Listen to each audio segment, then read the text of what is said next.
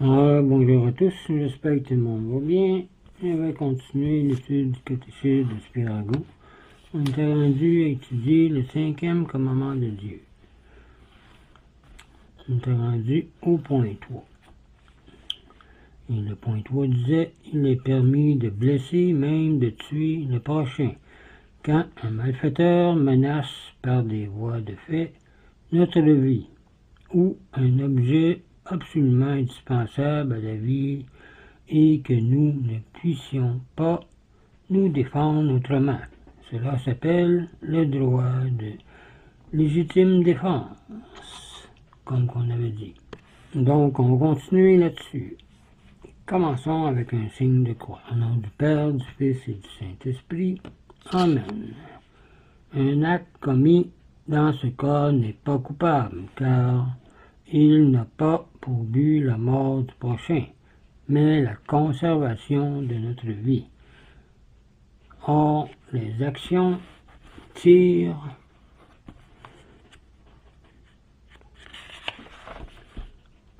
leur valeur morale de leur but direct et non pas d'une conséquence non voulue, disait saint Thomas d'Aquin. Mais ce doit être un acte de défense, non de vengeance. Si l'on peut fuir, il faut avoir recours à ce moyen. Et s'il suffit de blesser l'agresseur, il n'est pas permis de le tuer. La circonstance que l'agresseur est fou ne change rien au droit. Les femmes surtout peuvent en user contre ceux qui attenteraient à leur pureté, disait saint Antoine. On peut aussi en user pour protéger le prochain comme le fit Moïse, qui tua un Égyptien pour sauver un Juif de ses attaques. Voir Exode 2, versets 11 à 22. On ne peut tuer celui qui attaque notre propriété que quand celle-ci est absolument nécessaire à la vie, car alors c'est proprement sa vie que l'on défend. On ne pourrait pas, par exemple, tuer un voleur qui nous enlèverait un habit, disait Innocent 11. On n'est pas non plus en cas de légitime défense quand on est seulement insulté, disait encore Innocent 11. La puissance civile aussi a le droit de condamner à mort les criminels. Et les soldats peuvent tuer les ennemis en cas de guerre, comme qui se passe aujourd'hui au Moyen-Orient. La puissance civile tient le glaive comme représentant de Dieu. Saint Paul dit qu'elle ne le tient pas en vain, mais pour le châtiment de celui qui fait le mal. Voir Romains 13, versets 14 ou 1 à 14. L'autorité de la société est celle de Dieu même, comme j'ai dit dans Romains 13, versets 1 à 8 ou à 14. C'est lui et non pas elle qui exécute, comme ce n'est pas le glaive qui frappe, mais la main qui le tient, disait saint Augustin. Évidemment, la peine de mort ne doit pas être prononcée arbitrairement, mais seulement quand elle est absolument indispensable au maintien de l'ordre dans la société. La peine de mort n'est en somme que l'exercice du droit de légitime défense de la société contre les individus trop méchants. On peut couper un membre pour sauver le corps. Ainsi peut-on retrancher un criminel de la société pour la sauver, disait saint Thomas d'Aquin. Encore, il va sans dire que le crime doit être prouvé, car il faut mieux laisser un crime impuni que de châtier un innocent, disait Trajan. La peine de mort n'a naturellement pas pour but l'amendement du coupable, ni comme but direct l'inspiration d'une salutaire terreur, car on aurait pour cela d'autres moyens.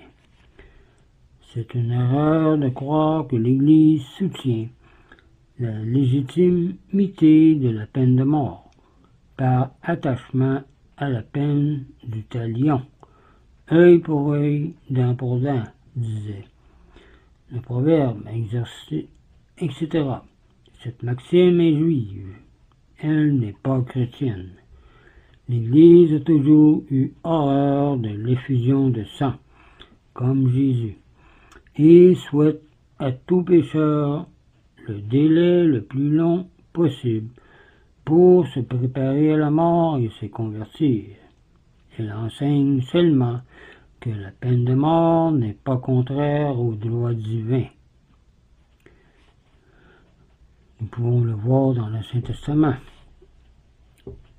comment Moïse punissait les gens de peine de mort. La carrière militaire n'est pas interdite par Dieu, car l'Évangile n'ordonne ou ne conseille nulle part aux soldats de quitter le service.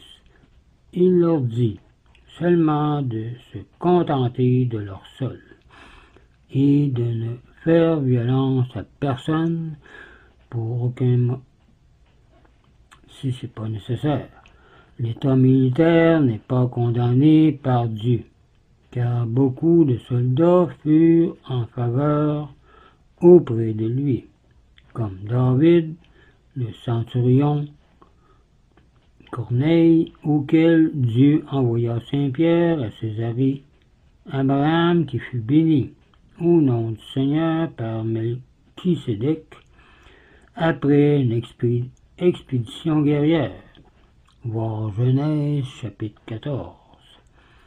Le soldat ne doit pas être cruel contre ceux qui sont hors de combat, ce qui serait en outre un crime contre le droit des gens.